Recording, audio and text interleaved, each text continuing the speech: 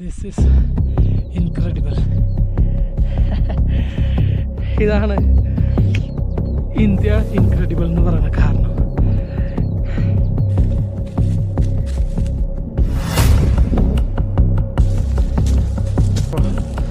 ഭയങ്കര ചാലഞ്ചിങ് ആയിരുന്നു കേട്ടോ നമ്മളിപ്പോൾ കയറി വന്ന ഒരു ഭാഗം.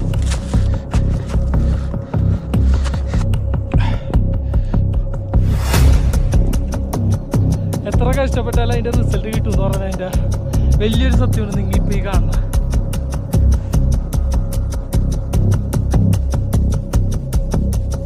ഒരു മതം ഊഫ്